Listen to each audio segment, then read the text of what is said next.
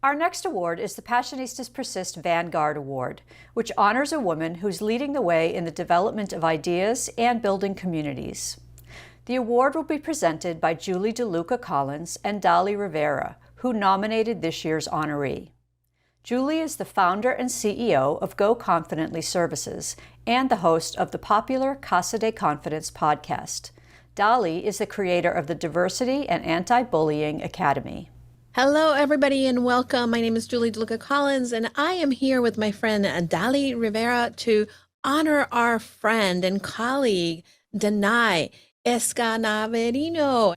She is being honored with the 2022 Passionista Persist Vanguard Award for her great work celebrating, elevating, and connecting people in the Latin community.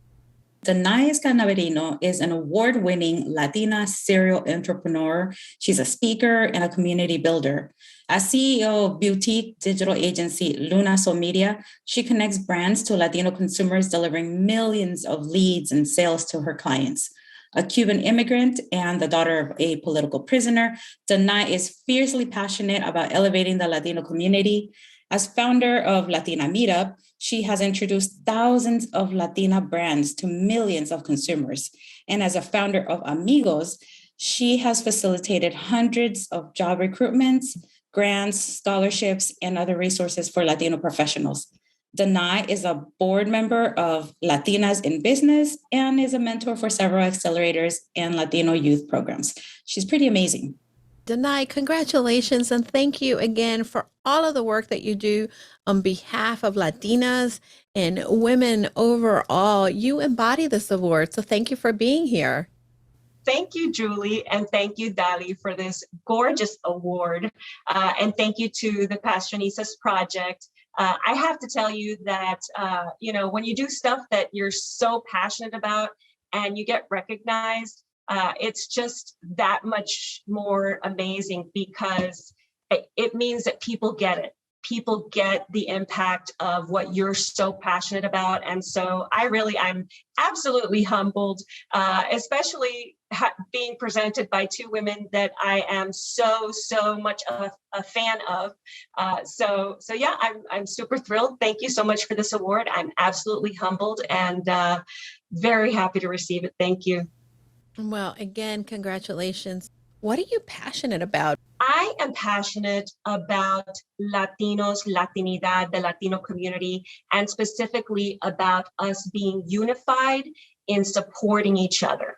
And that's my thing. I'm an immigrant. I came from Cuba when I was a little girl. My dad was a political prisoner. And, even though in the last, probably since the 2016 election, right, where the conversation about Latinos turned really sour, and it was all about how we were a drain on the economy and a drain on the immigration system. And that's not what I grew up with. I grew up in Miami in thriving neighborhoods, businesses. We make the economy go. We've brought the economy back from the last two recessions. And so we lead in job creation, we lead in business creation, we lead in entrepreneurialism. And so I just want to continue to change how we talk about Latinos and how we support each other as a community. And so I'm super passionate about that. And that's kind of why I do the things I do. That's why I'm really big into community and making sure that we foster opportunities for Latinos to lead and Latinos to help each other out. What does the power of Passionista mean to you? The power is in the name, right? So when you're passionate and you're led by that passion, I think that just translates into power, and it's up to you how you want to use that power. So really, it's all in the name for me. Why is it important for women to lift each other up? Because if we don't do it, who's going to do it? And nothing against men. I have some amazing men in my life that I have a lot of respect for. Heck, my best mentor was my big brother, right? But they navigate through life with a totally different lens. Everybody has a different lens based on so many different variables, right? And so you don't know what you don't know. It's like my kids. My kids don't know what it's like to be poor. My kids don't know what it's like not to be able to pay for your light bill, right? And so I can tell them as much as I want until I'm blue in the face about what it was like growing up without anything, but they'll never know. And so that's kind of the same thing with men. Men just don't know the challenges that women face. They can be great allies, but you don't know what you don't know. And so because we are women, we have that in common. We understand those challenges that we face, whether it's misogyny, whether it's, pay inequality, all of the different wonderful challenges that women face. So it's up to us to help each other out. It's up to us to elevate each other and really walk that walk with each other, because nobody else is going to do it. So it's our responsibility, and we need to take that responsibility and really help each other out and, be sisters and do our thing for each other, help each other out. Could you talk a little bit about the actual work that you help and that you do on a day in and day out to elevate the voices, to elevate the community, and to really push forward initiatives that help to support the Latino community? First, let me tell you a little bit about what I do for a living. I own a digital agency. I've been in digital marketing for over 25 years. I joke that I'm a digital dinosaur, but really I am. And so I have the privilege of working with brands to connect them to multicultural consumers, mostly Latino consumers in the US and in Latin America, also in Spain and Portugal. And so I have this point of view that's very different, because I see, being that I have to deal with the data, I see just how important we are as a demographic, right? We represent over 2 trillion in GDP. 2 trillion in GDP. We create the GDP of a country, and not even a developing nation, like a full-on country. So when I see those numbers, right, and I see what we represent, and, I do a lot of work with market research and to make, basically because we want to make sure that our clients know how important it is to work with us. I see that, and it just fuels me. It absolutely fuels me, because I know most Latinos do not know this information, right? Again, the narrative has always been pretty damn negative. And it's just gotten worse since that election. So I really, really wanted to make sure that, number one, we were educated about how important we are.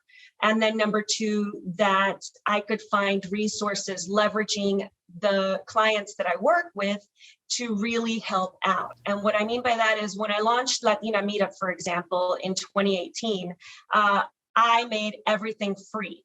Everything was free. We had this multi-city tour of events where we had Latina professionals come in, and I had sponsors that wanted to reach this demographic fund these events. And what did we do? We gave free headshot photography to every single woman that showed up that wanted to have a new professional headshot. We introduced Latina brands at all of these events so that they didn't have to pay to be marketed to their demographic, right? All of that was free.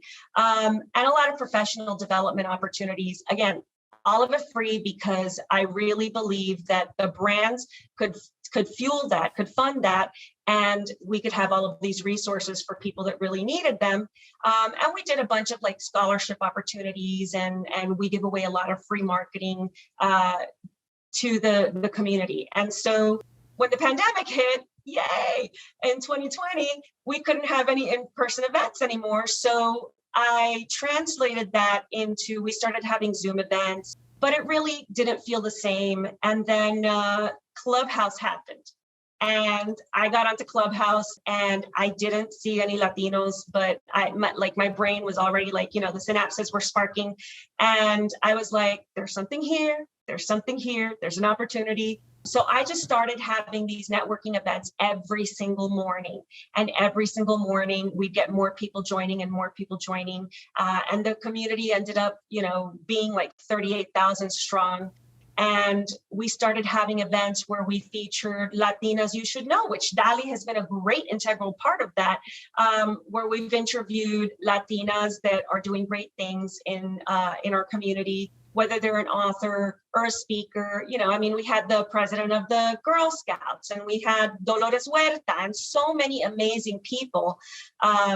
And I just wanted to make sure we connected them with our community so that we could support Latino initiatives. We've done recruitment events to get people jobs. We've done educational stuff, all of it framed around supporting our community, elevating our gente, and giving opportunities and connecting people with opportunities, like what we did with the Comcast Grant Initiative.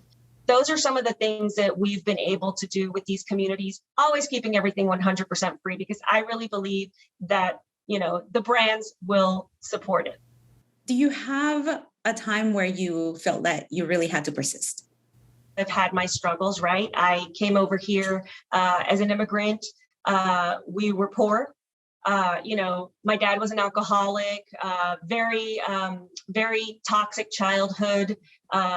I was the only woman in many spaces in my, in the early parts of my career. I would go to trade shows with like 10,000 people, and I was like one of maybe a few women, and definitely the only Latina in meetings. My gosh, I remember the first time I went into a board meeting as a director of marketing for a company, a startup that had been acquired. And the CEO, I guess he didn't like my confidence. And he actually tried to belittle me and asked me to order coffee for everybody, when really I was there to make a presentation about all of the things that we were working on. And stuff like that has happened consistently in my life. But I have something that I feel like it's a superpower, and that is my perspective. My perspective is, I am so lucky. I literally won the freaking life lottery just for the fact that I get to live in the United States and I get to chase my dreams and my goals, and it's all on me. And I get to bring people with me along the ride when they want to come with me, and if they're ready. And that's why I'm always trying to educate our community about, look, we're super powerful. Like, change your perspective. A lot is wrong in society. A lot is wrong in the world. A lot is wrong in this country, but a lot is right. And mostly the opportunity is right. I have 60 something cousins and aunts and uncles still living in Cuba who have absolutely zero future, zero opportunity, can barely make, ends meet. There are no ends to meet. There's nothing there. So that's my perspective. Every time I feel like something is difficult or I have something to overcome, that perspective kind of reminds me, okay, but you're in a position of real privilege because you have opportunity and it's on you. Danay, what's in the future for you? My goal right now is to continue to build our community and continue to teach people how to be influencers. Some people already are, they just need a little bit of help with the branding or whatever. Again, always being free.